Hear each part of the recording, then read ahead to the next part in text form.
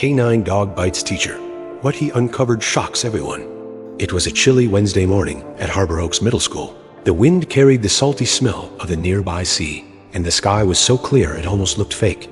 In the gym, the 8th grade, students were stretching for PE class, laughing, yawning, and tying their sneakers. Their new coach, Mr. Grant Halbert, stood near the center of the gym with a whistle around his neck. He had only been there for 3 weeks, but already most of the students liked him. He was tall, fit, and always smiling. The parents trusted him too. He seemed like the kind of adult who had everything under control. Near the gym doors, Officer Lacey Morgan stood with her canine partner, Ryder. Ryder was a strong German Shepherd Belgian Malinois mix with sharp eyes and a calm nature. He had been working at the school for almost a year as part of a special safety program. Everyone knew Ryder. He was like a quiet hero, always watching, always ready. The kids loved him and the staff trusted him.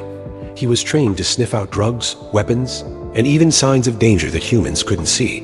13-year-old Donnie Alvarez sat on the bleachers with her backpack beside her. She wasn't in gym class that day because of a healing ankle sprain. Donnie was a quiet girl who loved science and spent most of her free time helping out in the environmental club or volunteering to walk Ryder after school. She trusted Ryder more than most people. To her, he wasn't just a dog, he was a protector. Coach Halbert blew his whistle and clapped his hands. All right, let's line up. 10 jumping jacks, then jog in place. The students groaned playfully, but started moving. Just then, something strange happened. Ryder, who had been calm and still beside Officer Lacey, suddenly perked up. His ears twitched, his head turned slowly. Then his body stiffened. He locked his eyes on Coach Halbert without warning. Ryder lunged across the gym floor, barking sharply. The students froze as he ran straight toward the coach and bit into the sleeve of his jacket. The force pulled Coach Halbert back a step. Ryder, off! Officer Lacey shouted. Running after him, Ryder released his bite, but he didn't relax. He stood in front of the coach, growling deep and low from his chest. His eyes didn't blink. He wasn't confused. He wasn't scared. He was trying to warn them. Coach Halbert's face turned pale. What the hell is wrong with that dog? He said loudly, grabbing his torn jacket sleeve. Is he even trained? Officer Lacey reached for Ryder's leash and pulled him close. He's extremely trained, she said firmly.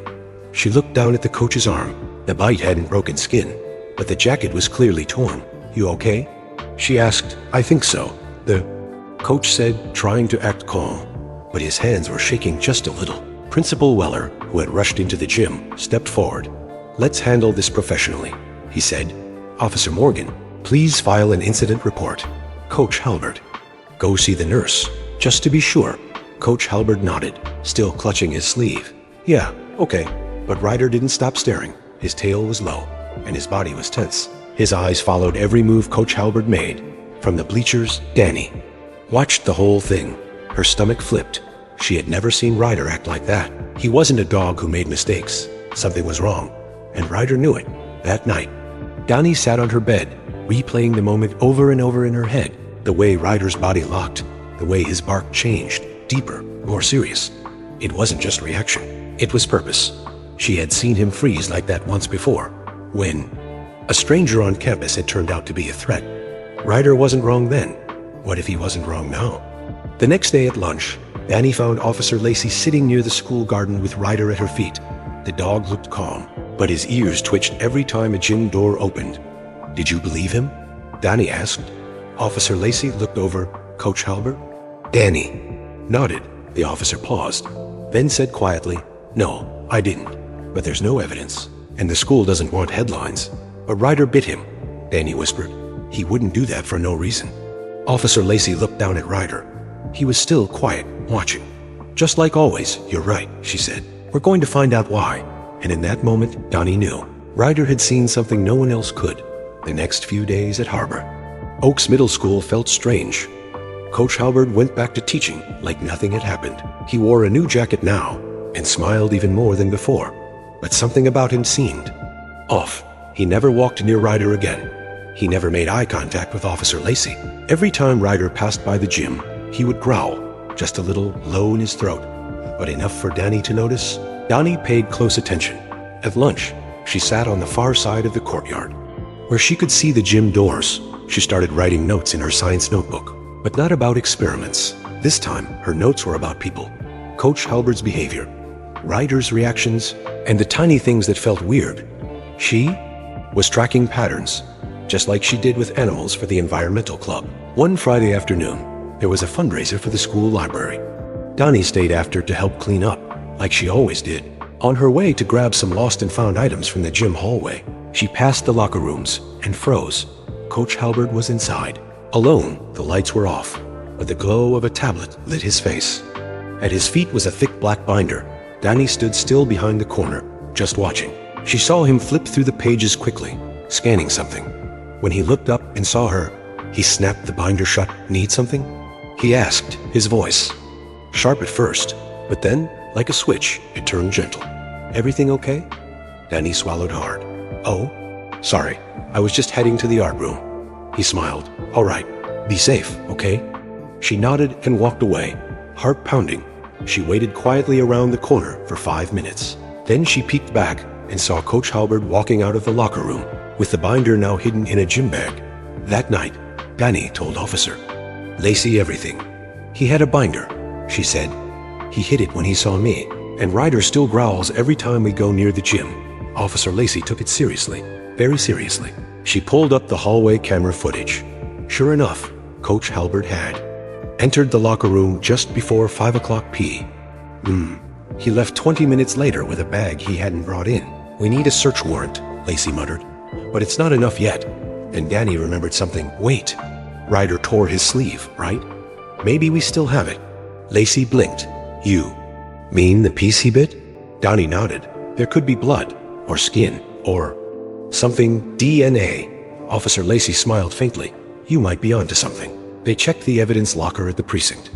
Inside a small plastic bag was the torn piece of gray jacket.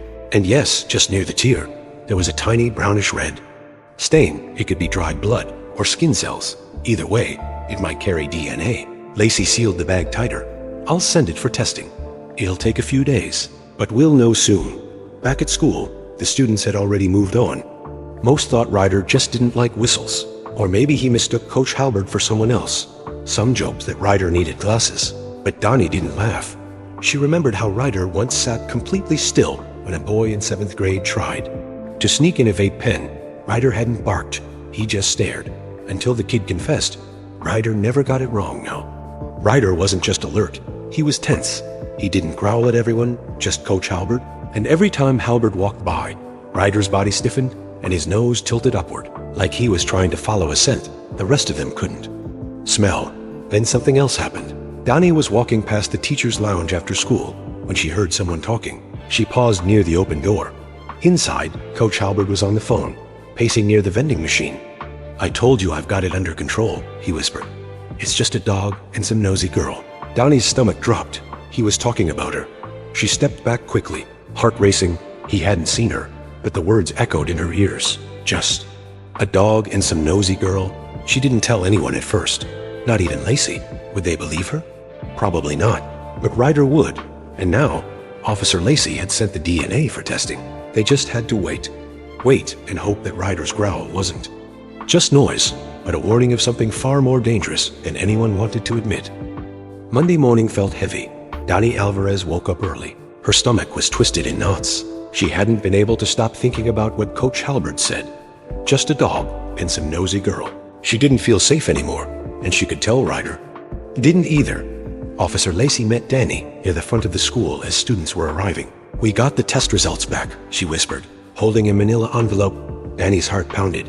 "What did it say?" Lacey took a deep breath. The DNA on the torn jacket didn't match anyone named Grant Halbert. She looked straight into Danny's eyes, but it did match a man named Evan Rourke. He's wanted in 3 states. He used to work with youth sports programs, and he was charged with child exploitation. He vanished 5 years ago. Danny felt dizzy. She grabbed the bench nearby to steady herself. "So, he's not who he says he is." "No, he's a fugitive hiding in our school." Lacey didn't waste time. She called her team and contacted the local police department. They couldn't make a public arrest at school. It might scare the students. Instead, they planned to take him quietly the next day. But Rourke must have felt something closing in, because just a few hours later, during the 3rd period, he vanished. The school secretary called the office, confused. Coach Halbert didn't show up for class, security checked. The gym, nothing. Then they looked inside the field house equipment room and found the door left wide open. Inside was his gym jacket, a prepaid phone, and a half-packed duffel bag.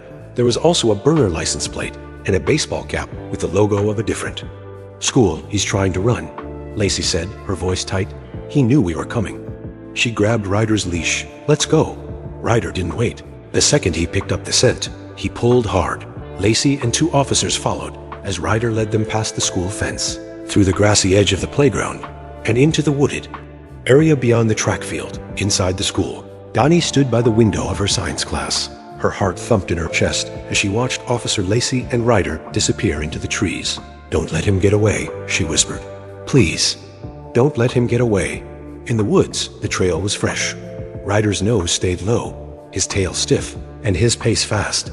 10 minutes in, they found signs of movement, twigs broken, footprints in the mud. Then they spotted him near an old maintenance shed. Crouched low and trying to change his shirt was Evan Rourke, still pretending to be Coach Halbert. In his hand was a knife. Freeze.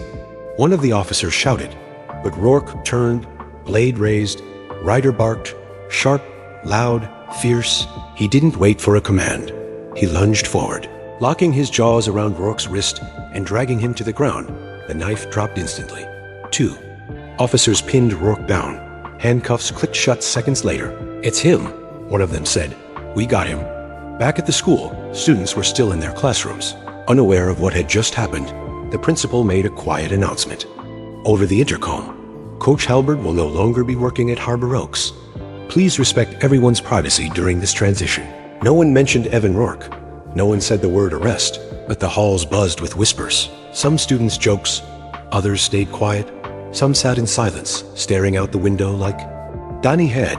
That afternoon, Donnie sat on the front steps of the school, waiting for Ryder to return.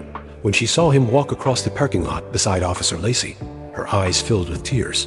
She ran to him, dropped to her knees, and wrapped her arms around his neck. You did it, she whispered into his fur. You knew, from the very beginning. You knew. Ryder didn't bark. He didn't wag. He just pressed his head gently into her shoulder. He didn't need thanks. He had done his job and protected the people who couldn't see the danger until it was almost too late. The next few days at Harbor Oaks Middle School were quiet, but not the good kind of quiet. Students still laughed in the hallways and went to class, but something had changed. The friendly coach who smiled every morning was gone. The news didn't say his real name, Evan Rourke. The school only said he left for personal reasons, but people talked. Everyone knew something big had happened. Donnie Alvarez walked through the halls and noticed things she never had before. Students who used to be loud were now quieter. Some sat closer to teachers, others avoided being alone. Even the teachers seemed more alert. Eyes watched, doors stayed open. Smiles didn't come as easily. Ryder, however, seemed calm. His job was done, and he walked the school like he knew it. No more growling at doors, no more tense muscles. Just steady pause, listening ears, and a soft look in his eyes. That Friday, the principal announced a special school assembly. Students filled the gym and took their seats on the bleachers. Everyone whispered, wondering what was going on. Then the principal, Mr. Weller, stood at the microphone. We can't share all the details, he said, but I want you to know this. Your safety is our #1 priority. And sometimes, someone helps us stay safe before we even know we're in danger. He paused and looked toward the stage curtain. Today, we honor someone who did. Just that, the curtain pulled back. Ryder trotted onto the stage beside Officer Lacey. The gym exploded with applause. Students jumped to their feet, clapping and cheering. Some whistled, some shouted his name. Danny stood with the rest, tears rising in her eyes. Ryder didn't bark or wag his tail wildly. He just stood calmly, like a true professional, soaking it all in. Mr. Weller handed Officer Lacey a silver badge. She clipped it to Ryder's harness.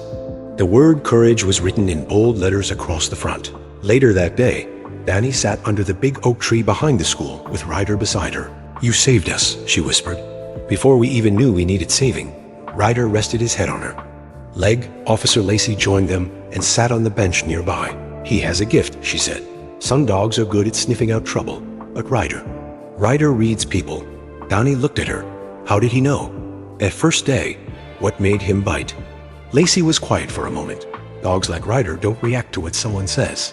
They react to who someone is. Fear, guilt, even danger. They carry a scent, like a shadow.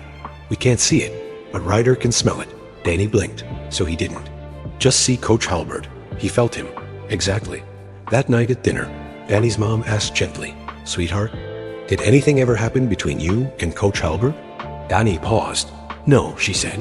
But in her mind, something flickered. A moment during gym class, when she had dropped her water bottle, and his hand had brushed hers a little too long. She had ignored it, told herself she was imagining things.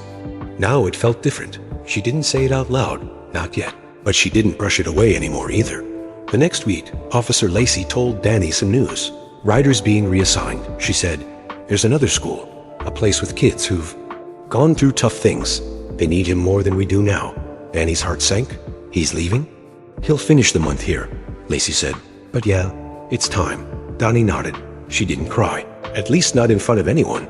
But that weekend, she brought Ryder his favorite treat. Grilled chicken from her dinner plate. They sat under the oak tree again, just like always. "Go be their hero," she whispered, placing her hand on his fur. "You already saved me."